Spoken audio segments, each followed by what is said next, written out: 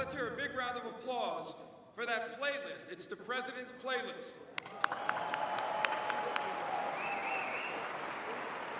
Great music from a great man to get us excited about his presence here today. Good morning, ladies and gentlemen. I call to order this special session of the 2019 Annual Conference and Expedition of the International Association of Chiefs of Police. Over the past year, I have had the honor to meet with the President several times. During these meetings, I have witnessed a President who has demonstrated commitment and meaningful work with criminal justice reform that will make both law enforcement and our communities stronger and safer. IACP was fortunate enough to work closely with the President and his staff during the development of the First Step Act, a process that involved not only the IACP, but also prosecutors, community members, civic leaders, and religious organizations. All input was heard, discussed, and thoughtfully deliberated, and this effort led to the historic bipartisan passage of the First Step Act. I want to thank the President for his support of law enforcement and his continued commitment to strengthening our criminal justice system. It is now my distinct honor to introduce the strongest supporter of law enforcement that this profession has ever seen, the President of the United States, Donald J. Trump.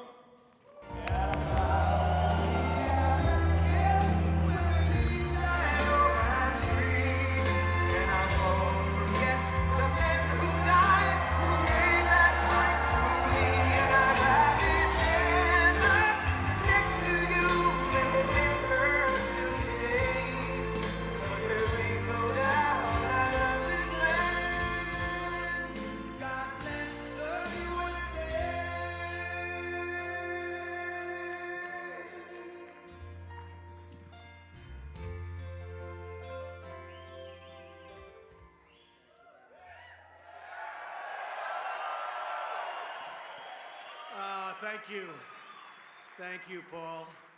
Been my friend for a long time.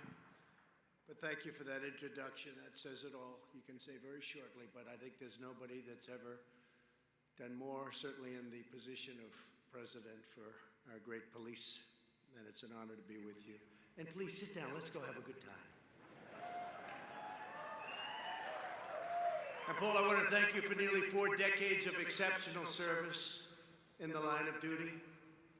I'm thrilled to be here at the 126th Annual Conference of the International Association of Chiefs of Police, joined by thousands of amazing law enforcement leaders, people that I know, people that I love, people that I respect, who defend our communities, chase down criminals, and keep America safe. You don't hear it enough.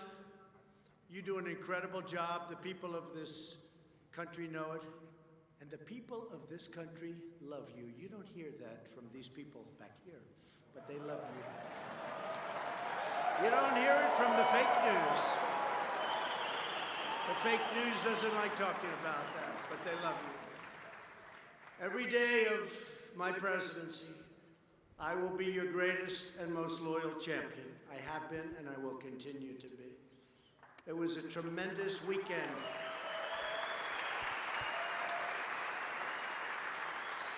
As you very well know, it was a tremendous weekend for our country. We killed ISIS leader al-Baghdadi. They've been looking for him for a long time. They've been looking for him for many years. He was a sick and depraved man, and now he's dead.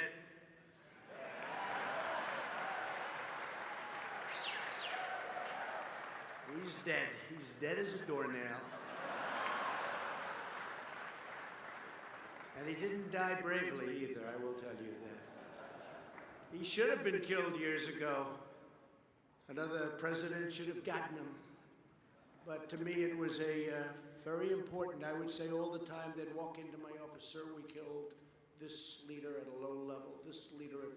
I said, I never heard of him. I want al-Baghdadi. That's the only one I know now. I want al-Baghdadi. Get him. And they got him.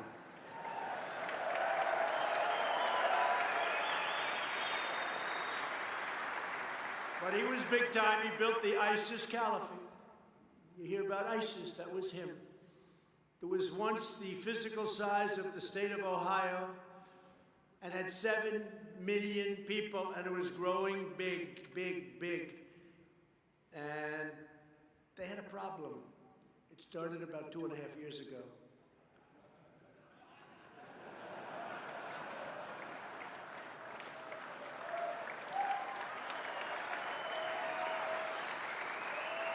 And during my administration, we all together destroyed the caliphate 100%. Remember, I got it down to 97%.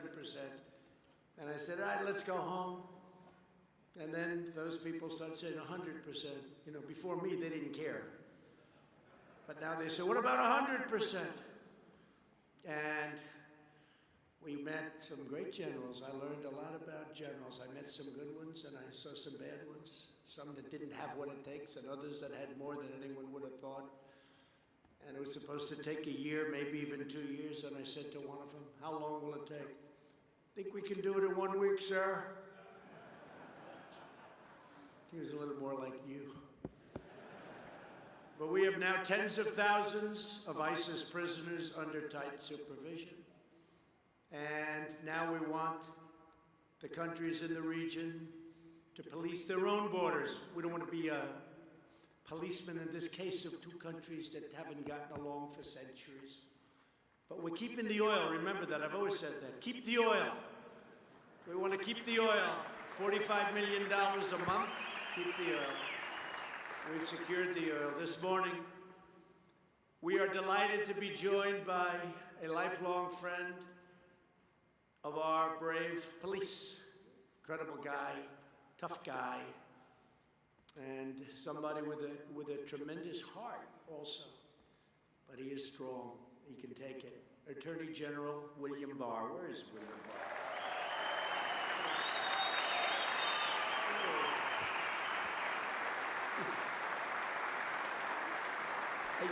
They're giving him a side angle of this. Good. Thank you, Bill. Doing a great job.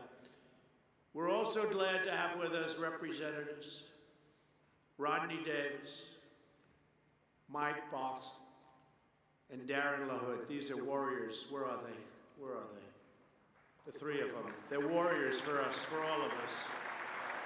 They're warriors. Thank you.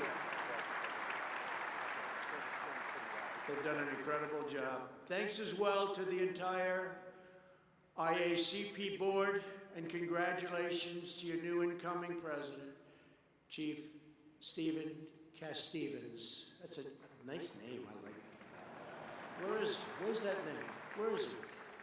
He should be sitting right up front here someplace. I mean, okay, I'm going over here. Stand up, Stephen. Okay, Stephen, there you go. I went all the way around the room to find you.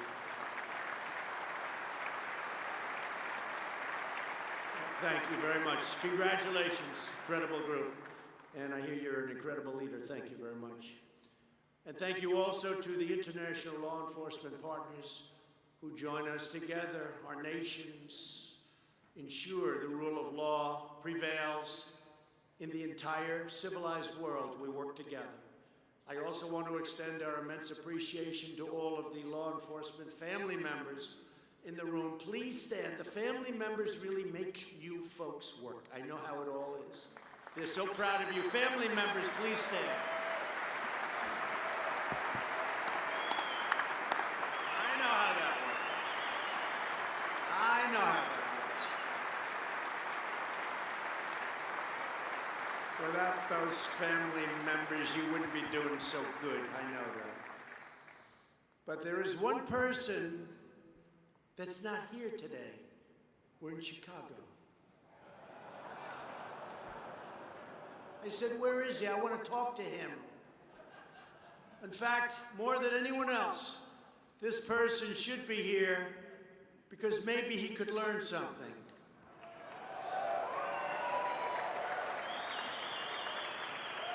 And that's the Superintendent of Chicago Police, Eddie Johnson. A few days ago, Johnson said, quote, "The values of the people of Chicago are more important than anything President Trump would have to say." I don't think so, because that's a very insulting statement after all I've done for the police, and I've done more than any other president's ever done for the police.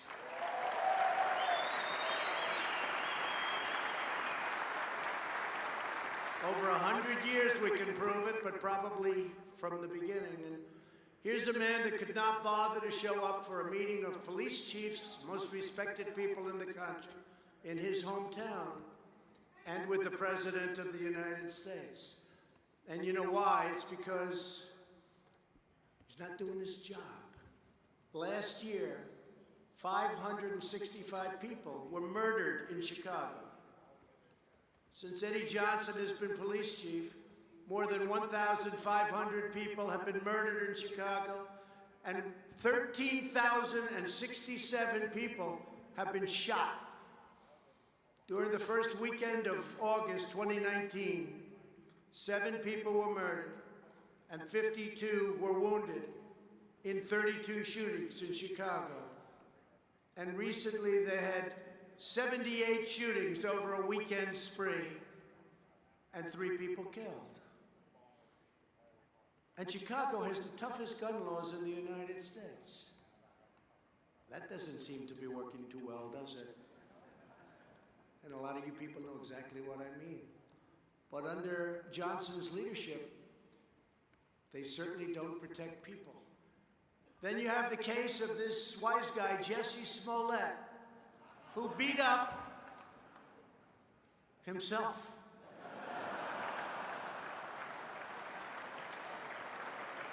And he said MAGA country did it, MAGA country.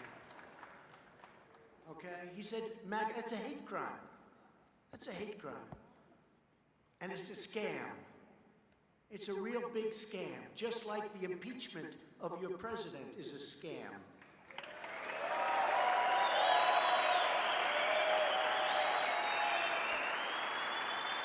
And then you look what's going on. Smollett is still trying to get away with it. He would have been better off if he paid his $100,000 bill. Chicago is, unfortunately, the worst sanctuary city in America. Chicago protects criminals at a level few could even imagine. Last year in Cook County alone, ICE asked local law enforcement people to please, pretty please, we beg you, we'll do anything necessary to stop crime. We want to stop crime. Please detain 1,162 people, please. But in each case, the detainer was denied. And Eddie Johnson wants to talk about values. No. People like Johnson put criminals and illegal aliens before the citizens of Chicago. And those are his values, and frankly, those values to me are a disgrace. I will never put the needs of illegal criminals before I put the needs of law-abiding citizens. It's very simple to me.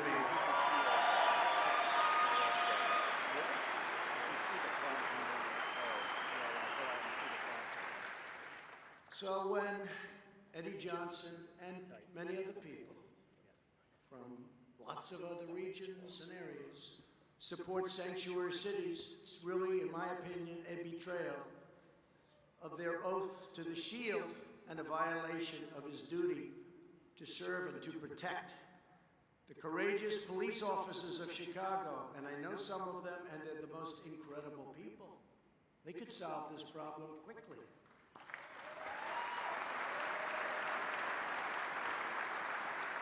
It's embarrassing to us as a nation. All over the world, they're talking about Chicago.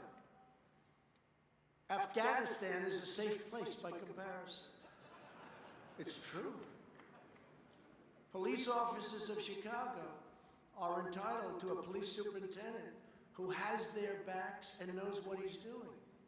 You're entitled to a police superintendent who sides with you, with the people of Chicago. The people want this. And with the families of Chicago, not the criminals and the gang members that are here illegally, and not the stupid politicians that have no idea what the hell they're doing.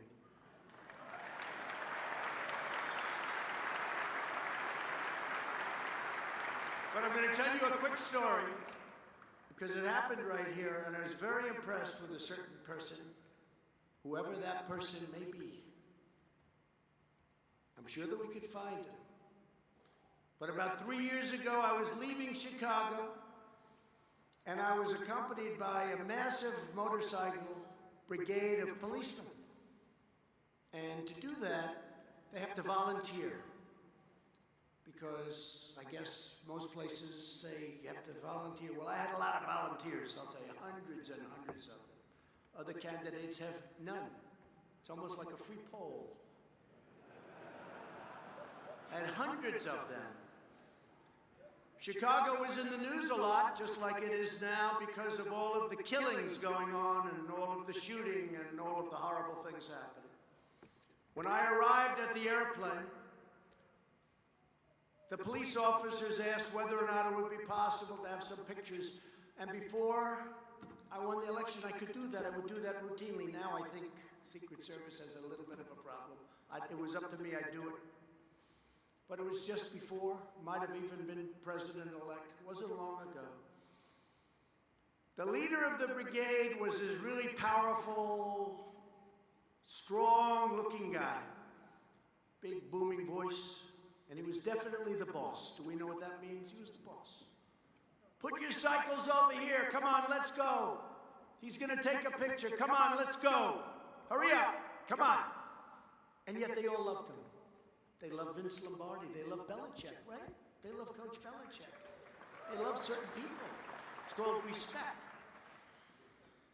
But he was very respectfully shouting at his men, and come on, let's go. And they were doing exactly as he said. He was the guy. Just as I'm boarding the plane, I asked this man, I had a lot of respect for him myself because I saw the way he was. He wasn't doing anything wrong. He was just the boss, who was a respected person. I said, excuse me, come here. What the hell is happening in Chicago? He said, it's very sad, sir, very, very sad. I hate to see what's going on. I love this city so much. I hate it. I asked him, what do you think the problem is? And he said, there's no leadership from the mayor, and there's none at the top of the police department. They're afraid to do anything. He said, we have great police, sir, the best in the country. And you all feel that about your own police, but he said that. He said, but we don't have the leadership at the top. It's so sad. I said, you're a tough guy. How long do you think it would take you to fix this killing problem in Chicago? He looked at me and said, one day, sir, these cops are great. They know all the bad guys, sir. They know exactly what to do. We could straighten it out so quickly that your head would spin. I left very impressed, whether it was one day, 1 week, or 1 month. There was no doubt he could have done it. And I actually told the story numerous times, and I actually sent his name in to somebody involved with Chicago. And that's the last time I ever heard of that man. He's probably got a good job someplace outside of a police force. I'm sorry to do that to you, but he's happy. He's happy. So he doesn't have to put up with the nonsense that you have to put up with. But I thought, there's a guy who could be your police superintendent and do a hell of a job. He'd straighten things out. So that was years ago, and I was just thinking about it. I just thought about it on the trip over. I said, you know, I'm going to Chicago, and I want to tell the story because it was, to me, a great story. Because you could fix this up so fast. Good leadership would be Pretty easy to find. You have a lot of people right now in the department. You know, I love when they go to other parts of the country and hire people, and they don't know the name of the most basic street. They go all over the country. They hire somebody. Comes in, oh, good, where's our headquarters? What does that mean? Where's it located? You have incredible people in the police department, Chicago. I know some of them, I met some of them. But remember, 565 people were murdered last year. And it's a shame. And I want Eddie Johnson to change his values and change them fast.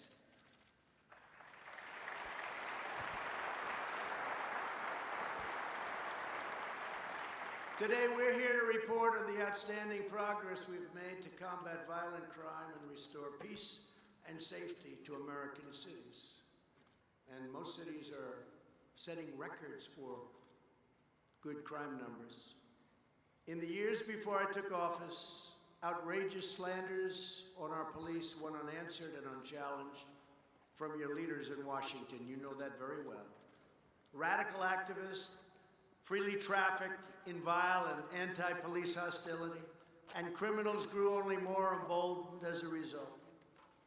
In the 2 years before my election, violent crime increased 8%, murders were up by more than 20% and going a lot higher nationwide. The steepest 2-year consecutive increase in over 50 years. But with your help, all of that is changing and changing very rapidly. Under this administration, we're once again standing up for law enforcement. We're condemning anti-police bias in all forms, and we're giving you the support, resources, and the respect, and we have tremendous respect for you, the respect that you deserve.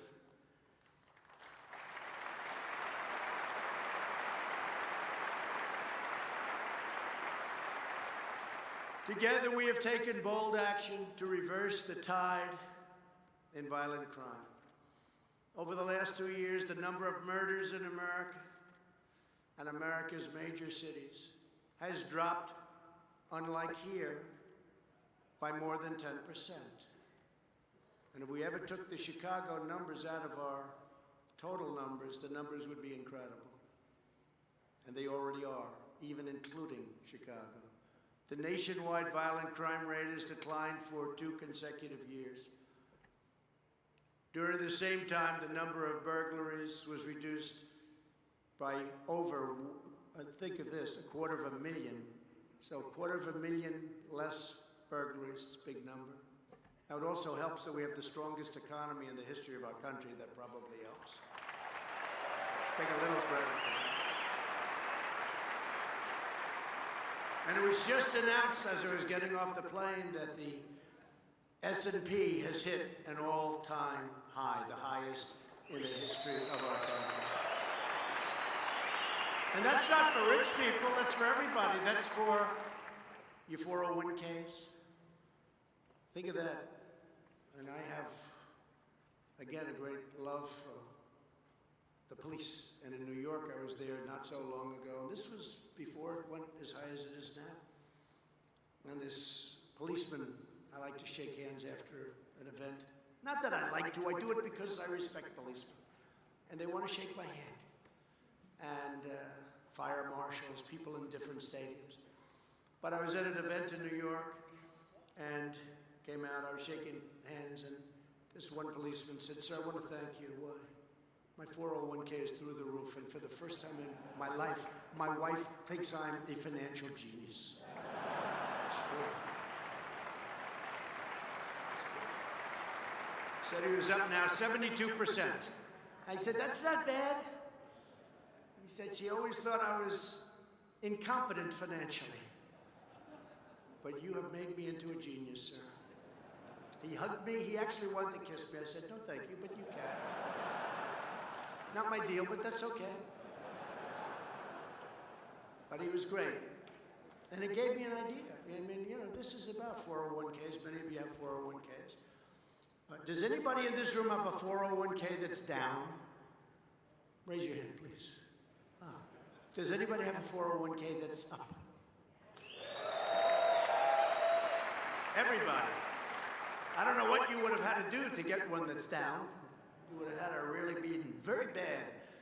But no, they're up 70%, 80%. Last year, my administration charged the largest number of firearm defendants ever recorded in the history of our country. Bill Barr's doing a fantastic job. We have increased federal fire. That's right. Go ahead, let him hear it.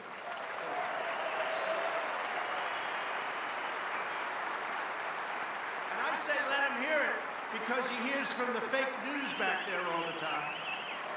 They want to silence everyone, you know, except for their very strange opinions. We went with that, you wouldn't have a country very long. We've increased federal firearm prosecutions by 44% compared to the last 2 years of the previous administration. This is a record, a new record. 2 years ago, we relaunched and revitalized Project Safe Neighborhoods. Now, federal prosecutors are once again working closely with state and local law enforcement and all of the community leaders to marshal our resources, target crime in the most dangerous areas, and lock up violent offenders. In coming weeks, Attorney General Barr will announce a new crackdown on violent crime, which I think is so important, targeting gangs and drug traffickers in high-crime cities and dangerous rural areas. Let's call it the surge. We can come up with lots of names, but we're going to be doing something that's very dramatic, headed up by our great Attorney General, and you're going to see tremendous results very quickly. The best way to reduce gun violence is to put criminals with firearms behind bars.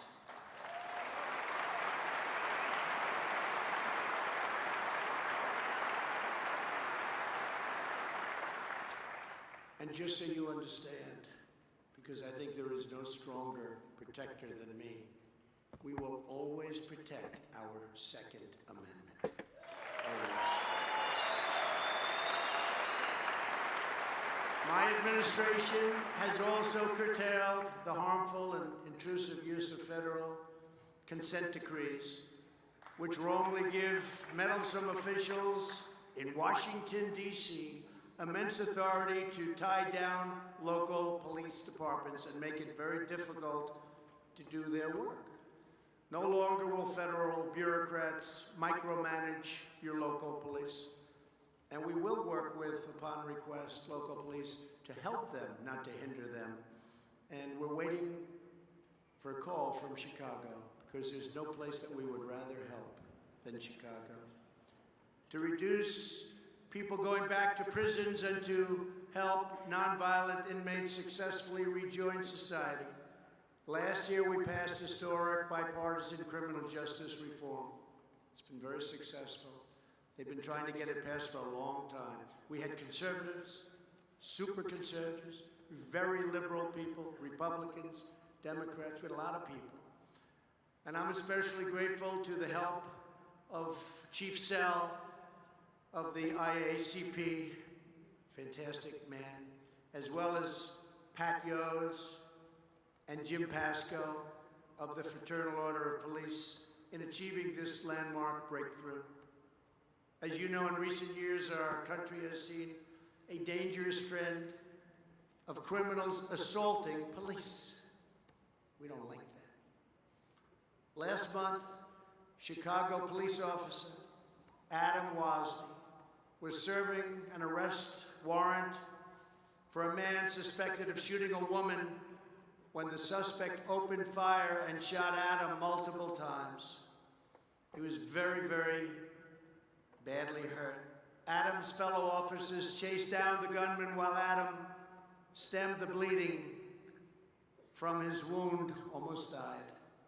After a month in the hospital and multiple surgeries after that, Adam recently came home to his wife, Annie, and to his 2 young children, so badly hurt. We're profoundly grateful that Adam is with us today. Officer Wozni. Officer Wozni, we commend your tremendous bravery. Thank you.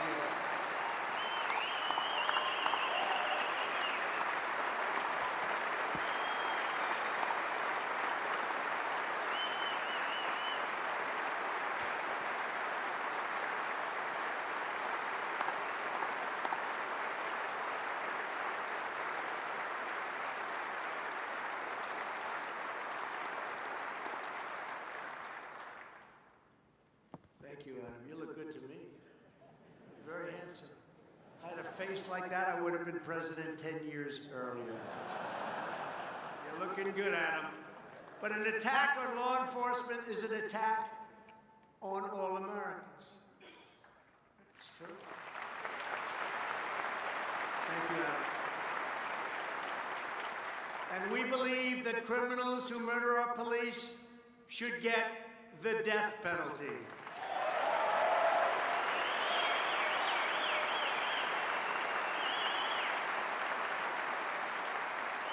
To help keep you safe, I've made $600 million worth of surplus military equipment available to local law enforcement. If you remember, the previous administration didn't want to do that. Nobody knew why. Sitting in warehouses, getting older and dustier. And we pay a lot of rent to a lot of landlords all over the country. So someday I said, you'll explain. Actually, I do know why. Because they didn't want to make you look so tough. They didn't want to make you look like you're a threat. I said, that's okay. We want to protect our police. And we made it available. And we provided nearly $29 million to train more than 80,000 police officers.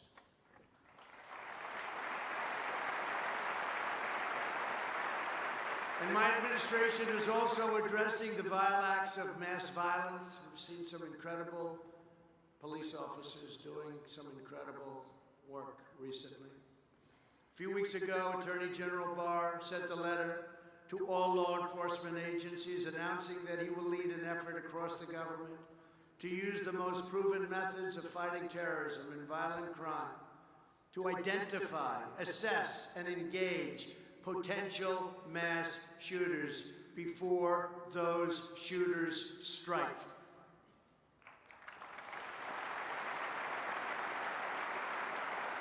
And last month, I was profoundly honored to award the Medal of Valor to the 6 police officers who brought down the mass shooter in Dayton, Ohio, in 29 seconds. I don't know how many people saw that, but I thought it was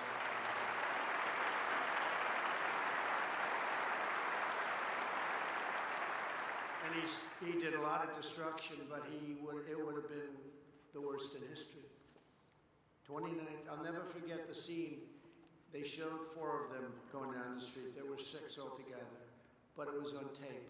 And those guns, and this is boom, boom, boom, and they were out there perfect, everything, boom. There was no fear.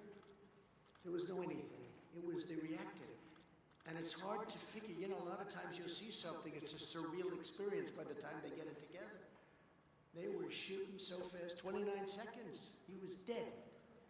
And he was going in for a lot of shooting, a lot of killing. They were incredible. So they came to the White House and they got the Medal of Valor. It's a great honor. They were fantastic. Dayton, Ohio. And today we're grateful to be joined by Dayton Police Chief Richard Beal and Assistant Chief Matt Carper. And we commend your department's sterling professionalism. And that's a great state you're in, Ohio. We love Ohio. And what you did in Dayton and the way those police officers acted, and so quickly. Gentlemen, please stand. Please.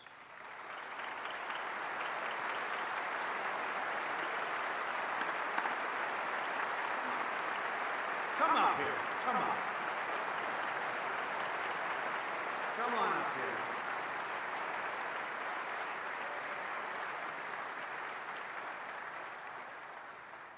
They look pretty good, too, I have to say. You guys were unbelievable, you people. Say a couple of words, please.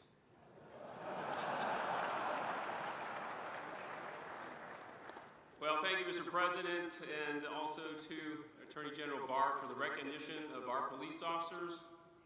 6 brave police officers that acted decisively, swiftly ending a mass shooting in Dayton, Ohio on August the 4th.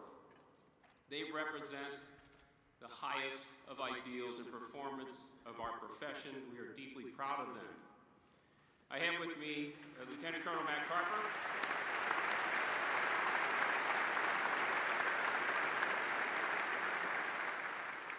He was the acting police chief in my absence when I was in Washington, D.C. before I could return back to Dayton, Ohio. And he was the senior commander on the scene in those very early hours of August the 4th, helping to coordinate the response, the initial response of more than 100 police officers regionally to respond to that scene and perform the very vast duties that were required at that time.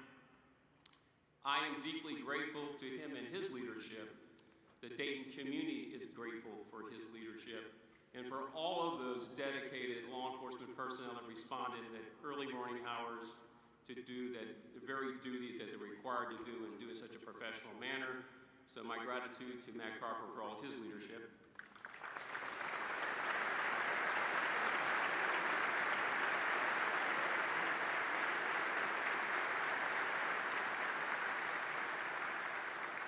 Great job. Today, I'm proud to announce another historic action that we're taking to reduce violence in America. In a few moments, I will be signing an executive order to establish a new commission on law enforcement and the administration of justice. I've been trying to get this for a long time.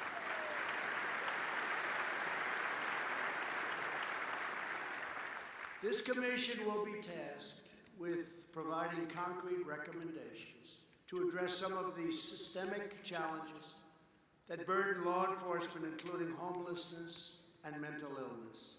This includes supporting the ability of law enforcement officers to ensure troubled individuals receive the mental care they need. The Commission will provide concrete recommendations, and it will study the best practices to recruit, retrain, hire, train, and provide for health, safety, and the well-being of law enforcement officers. We want to take care of our law enforcement officers.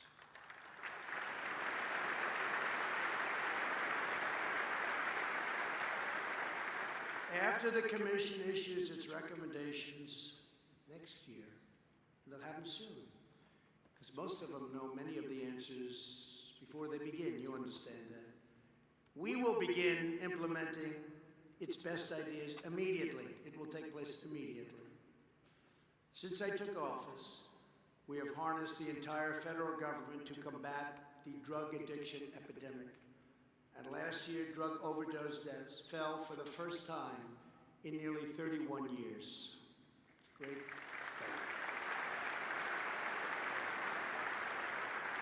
I want to thank Acting Drug Enforcement Administrator Uttam Dillon, who joins us today, and almost every person in this room for working together to end this horrible plague. This is a plague not only of this nation, this is all over the world. To stop the flow of deadly drugs into our communities, we're also taking dramatic action to secure our southern border. Illegal crossings are down 60% since May. And we are building the wall faster, bigger, better than ever even anticipated. It's going up now. And I want to thank our military. Our military's been great. The Army Corps of Engineers, all of the folks in the military have been fantastic, but that wall is going up at a rapid pace. And we'll have anywhere from 400 to 500 miles built by the end of next year. That'll have a tremendous impact. And as you know, the other side knows that, but I made one big mistake in the wall. I should have said, I do not want the wall, and they would have insisted that we build it. Big mistake. I should have said, I want no money to go to the wall, and they would have thrown money at it like you wouldn't believe. But our military came through, and it's going up great, and it's top of the line. Acting Commissioner of U.S. Customs and Border Protection, Mark Morgan, joins us today, and I want to thank Mark and all of the members of Border Patrol for the extraordinary work to defend our homeland and protect our nation. If Uttam is there and Mark, just come up here for a second. I want to show you. I don't want you to talk because I have to get out of here. First time ever. But you know what? Because it's you, I'll stay as long as you want me. Come on up. Come on. Come on up. Two great people.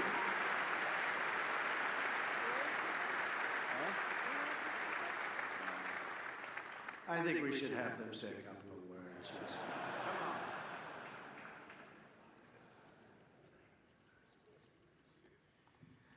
Mr. President, on behalf of the brave men and women of the Drug Enforcement Administration, who I am privileged to lead, thank you for your constant and incredible support of our mission, and thank you for your support of all of law enforcement. Thank you, sir.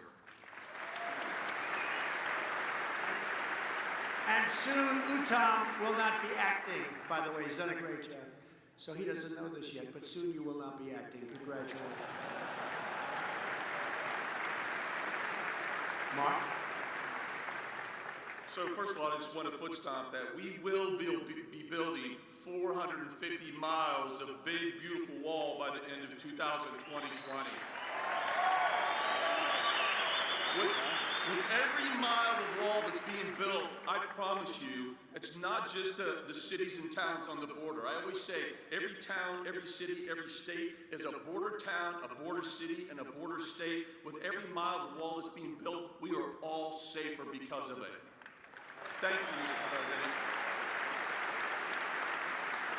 And just real quickly, I'd like to say that the Officer of the Year, Agent Morales, and all the other nominees, I think that they embody the law enforcement spirit. They represent who we are as a profession and what we stand for. That we get up every single day doing something greater than ourselves. And thank you to IACP and your leadership for everything that you do. And thank you to you, the leaders of law enforcement, for supporting and doing what you do best, supporting the men and women who get up every single day, put the badge on their chest, and safeguard this country. Thank you for what you do.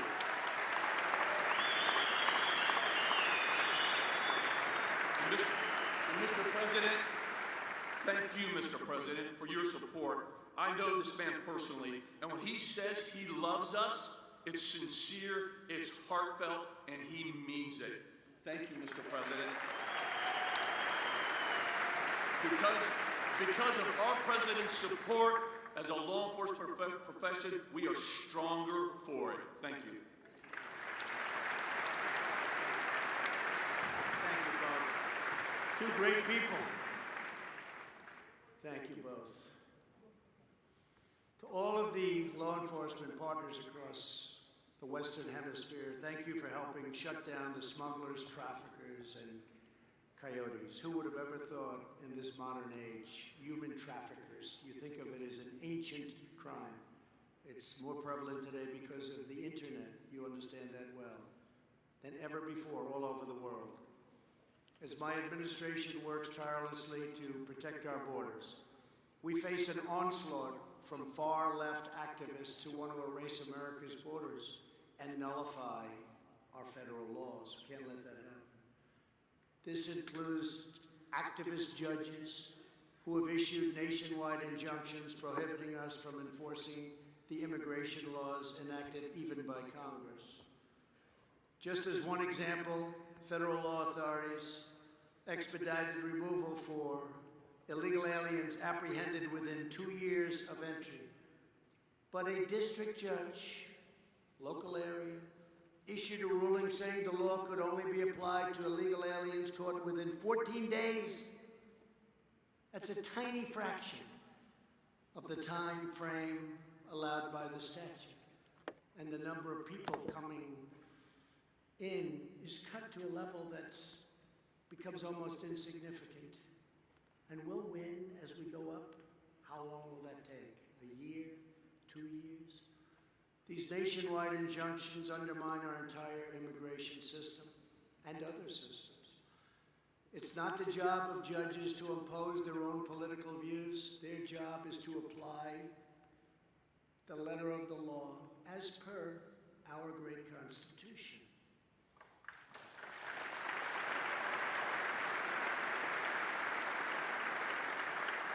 That is why I have already had appointed and approved 158 brand new federal judges and Court of Appeals judges who are committed to upholding the laws and the Constitution as written.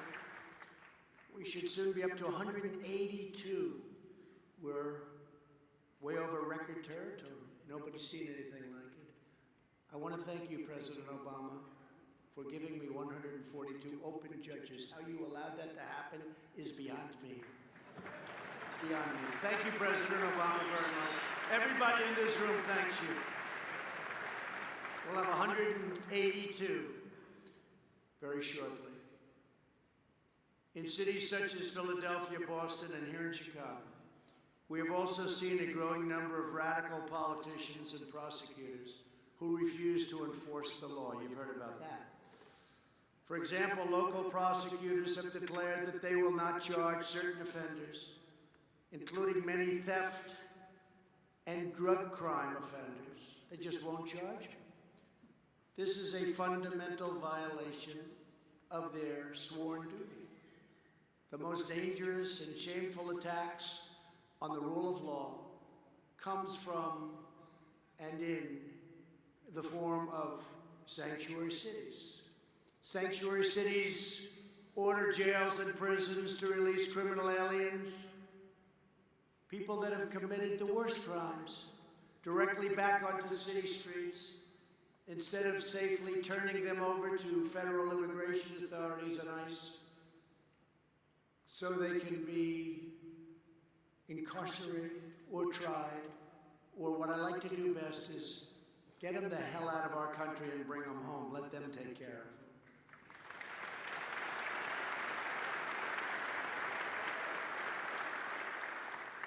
them. As you know, countries love sending their worst to us because they don't have to bother with them, they don't have to jail them.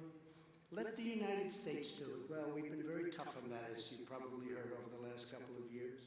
Thousands of removable criminal aliens are set free into U.S. communities every single year because of these policies, terrorizing the public and menacing the peace. Inconceivable that somebody would want it. And a lot of elections are being lost because of sanctuary cities, because people don't want it. We just won 2 in the great state of North Carolina. 2 House seats. And they were won by big margins.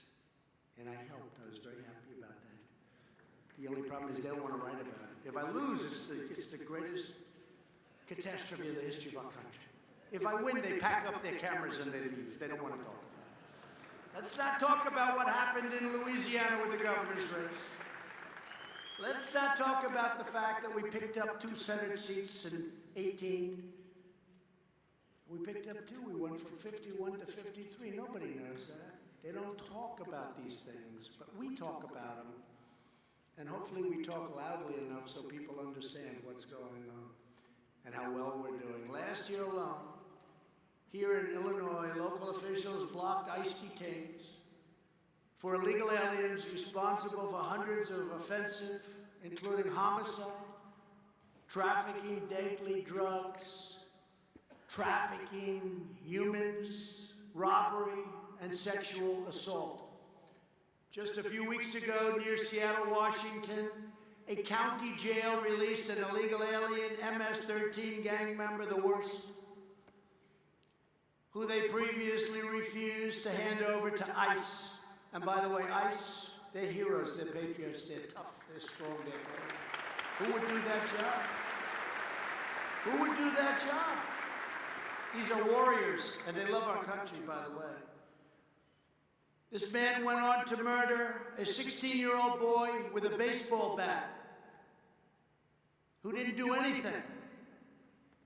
He's a young child who was on his way to a beautiful future. He didn't do anything. He murdered him with a bat. Last year, on the day after Christmas, America grieved when California police officer Ronald Singh was murdered by a criminal alien, a known gang member, a tough guy with 2 prior arrests for bad things, who was released due to sanctuary city laws. Not one more American life should be stolen from us because a politician puts criminal aliens before American citizens.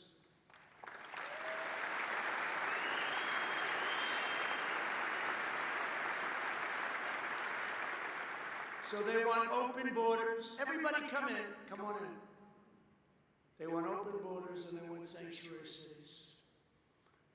Forget politics. But you tell me that's good politics? I don't think so. I think you'll find that out. Here today is someone who can tell you more about the threat posed by sanctuary cities, a career ICE officer and the current ICE director, fantastic guy, Matt Albans. Matt, please come up.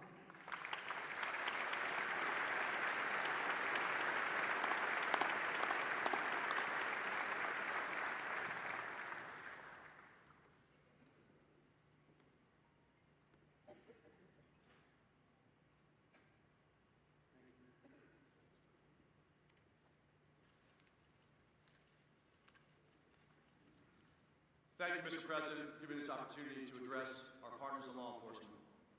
I would note the remarks I'm about to make are the same I would have made 2 years ago, 4 years ago, and 6 years ago. Our country and every community within it is safer when law enforcement at all levels cooperates. There is significant human cost to sanctuary laws and policies, which ban local law enforcement agencies from working with ICE, to include even the simple sharing of information about criminals in their custody. Laws and politics like these make us less safe. It's plain and simple. It's past time to put aside the political rhetoric and listen to the facts. And the fact is, people are being hurt and victimized every day because of jurisdictions that refuse to cooperate with ICE. As law enforcement professionals, it is frustrating to see senseless acts of violence and other criminal activity happen in our communities. Knowing that ICE could have prevented them with just a little cooperation, and the type of cooperation we seek is simple. We don't ask any law enforcement agency to enforce federal immigration law. We merely ask law enforcement agencies to honor ICE detainers, which until recently, most agencies did for over half a century. Hold that person for a brief period of time, notify us when they're getting ready to release, and turn them over to us in the safe confines of your detention facility. Our detainers are issued based on probable cause, the exact same standard that every law enforcement agency in the U.S. here operates under. And the fact is that 70% of the civil arrests that ICE makes are at local jails and state prisons across the country. But we used to make more before sanctuary laws or policies prevented us from doing so, leaving us with no choice but to expend significant additional resources to locate and arrest criminal aliens and other immigration violators in the community. It's less effective, it's more disruptive, and it makes us less safe. There will be criminals we don't find, and often when we do, it's after they've been arrested for another subsequent criminal violation. These are preventable crimes, and even more importantly, preventable victims. How many billions of dollars has law enforcement spent on crime protection and crime prevention? You want to prevent crime? Help us get the criminals out of your communities.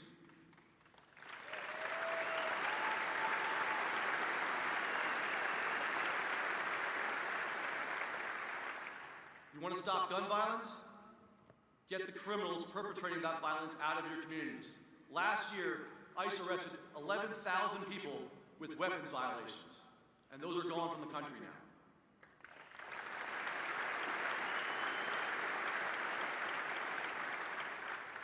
Last year, we made more than 105,000 criminal alien arrests and removed more than 145,000 criminal aliens, to include nearly 6,000 gang members. This year, ICE's Homeland Security Investigations, with whom many of you work side by side, and we appreciate that partnership and cooperation, made nearly 37,000 criminal arrests, another record year. They seized more than 11,000 pounds of opioids, seized more than $624 million in illegal proceeds of crime, and rescued over 1,400 victims of human trafficking and exploitation.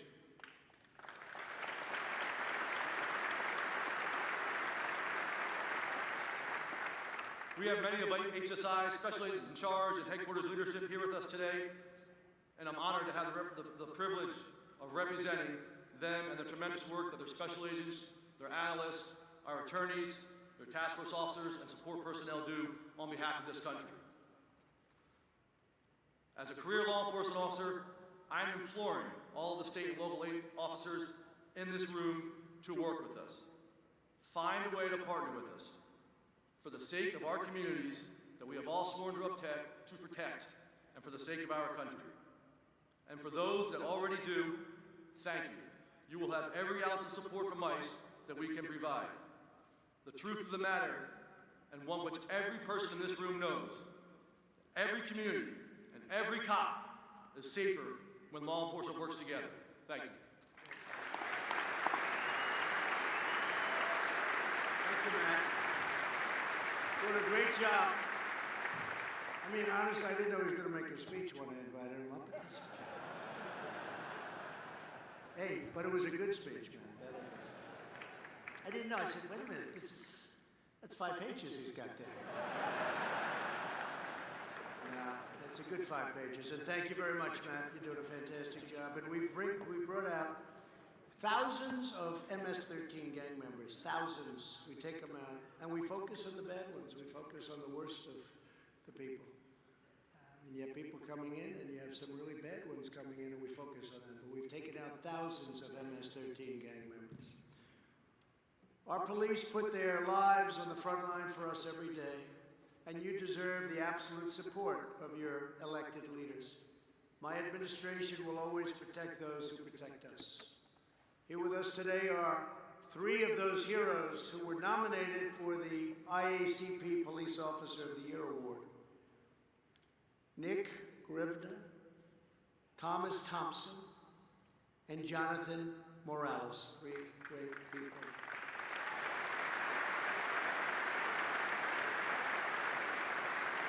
When Minnesota, I just left Minnesota, what a great place. When Minnesota Officer Nick Grivda responded to an active hostage situation, he found the killer holding a knife to the victim and putting himself in grave danger for very specific reasons. He decided to fire a single shot and took out the murderer. He's received tremendous praise, and it was a very brave thing to do, very specific reason. Officer Grivda, please come forward. Please come up. Thank you. Say a few words. Thank you.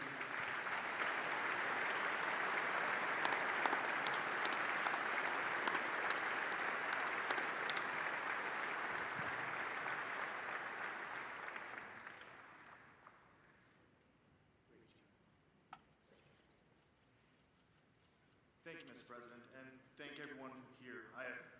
I'm actually speechless. I really don't know what to say.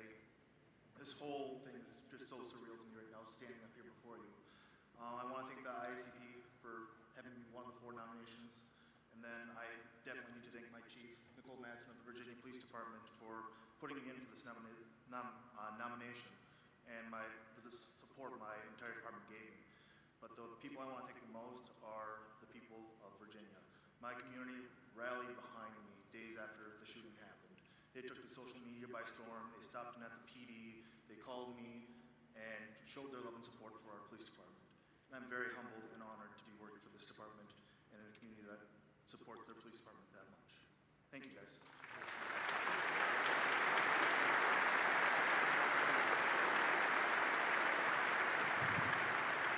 Thank you. Great job. Texas police officer Thomas Thompson responded to a report of a robbery.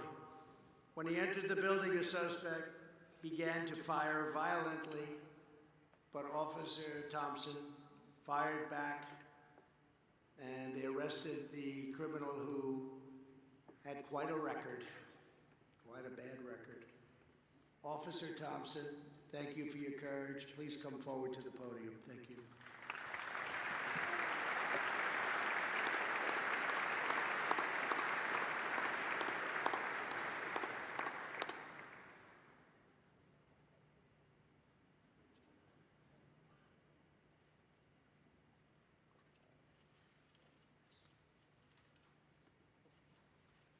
I feel incredibly honored to be here and to be recognized for what is essentially just a story of me just doing my job.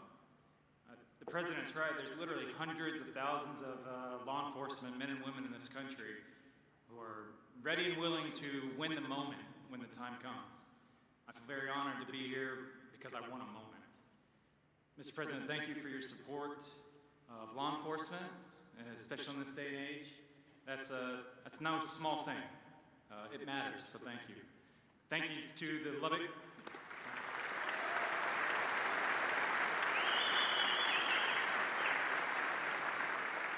I want to say thank you to the City of Lubbock, to the Lubbock Police Department for supporting me through a very difficult time. Finally, and most personally for me, I want to say thank you to my wife.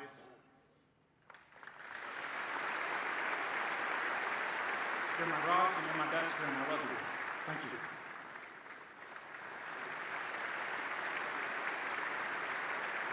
Thank you very much, Craig.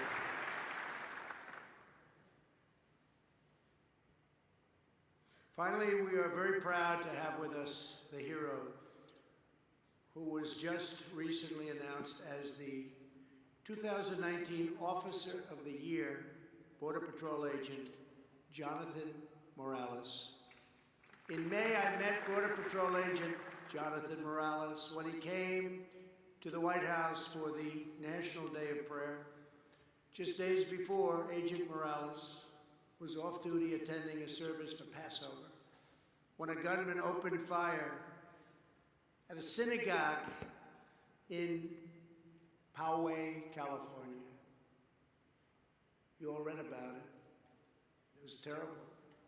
Without hesitation, Agent Morales raced towards the shooter and began firing back, driving the gunman away from civilians. Agent Morales' swift and selfless action helped save many, many lives. That was terrible. I just want to say it's great to meet you a second time, Agent Morales, and your courage and strength is really appreciated and so respected by the entire nation. Would you please come forward?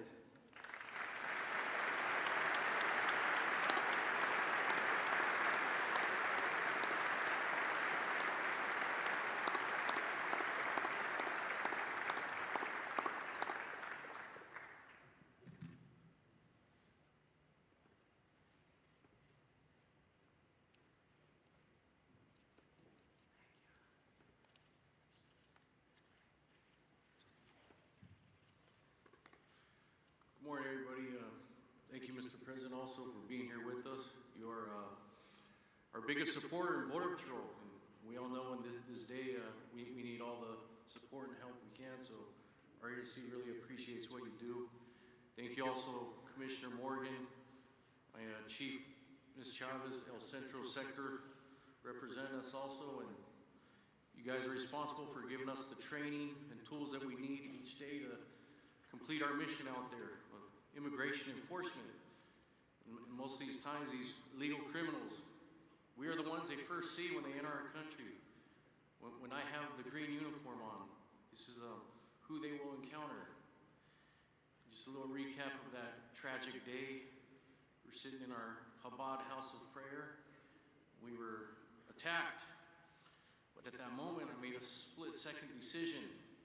I was off duty, I was on annual leave, enjoying my time off, but I wasn't off duty as an officer, as an agent, sworn to protect my community, protect my people. And I immediately went into action, and I did what I could to save as many people possible, and this terrorist who attacked us ran away like a coward, didn't even bother to challenge me or engage me and return fire. I'm grateful to Hashem and also on behalf of Rabbi Goldstein and the Chabad Poway community that they thank you also for your support and love for our community also. So thank you, and all my fellow officers out there, always be safe. Remember, can't be complacent even on our off duty, because that's when it always happens, when we least expect it. Like I said, always be safe out there, and we never are off duty. When we take the uniform off, our mindset, we're still prepared for worst case scenario. Thank you all.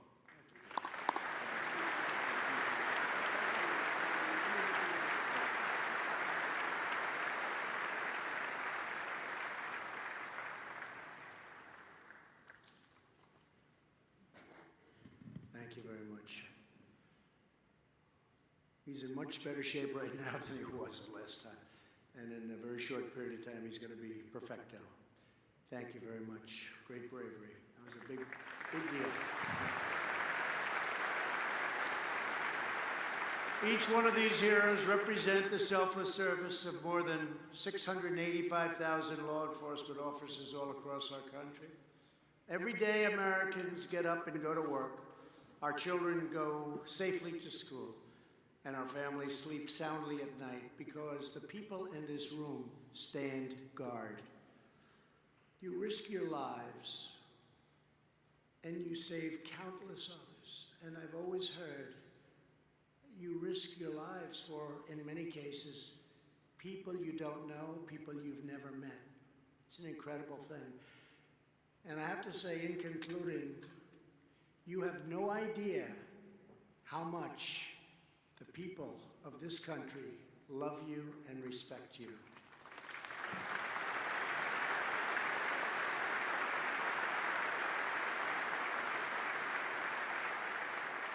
The sight of your badge strikes fear into the hearts of criminals and pride into the hearts of our citizens. When children hear the sirens of your patrol cars, they race to catch a glimpse because they know that you are the heroes of their streets. And in many cases, they know that's really what they want to do someday. That's what they want to be. That's what they want to do. They want to be a police officer. They see it. Out of love for our neighbors, care for our communities, and commitment to our country, we will shield peace-loving, law-abiding Americans from anyone and everyone who would do them harm. We will keep our streets secure, our cities guarded, and our loved ones safe. We will fight violent crime, uphold the peace, enforce the law, and with God as our witness, we will proudly serve, protect, and defend the citizens of the United States. To all of the terrific law enforcement officers here today, thank you for your unwavering courage and your unbreakable devotion. Today and every day, I vow to stand proudly, loyally, and faithfully with the incredible men and women in blue.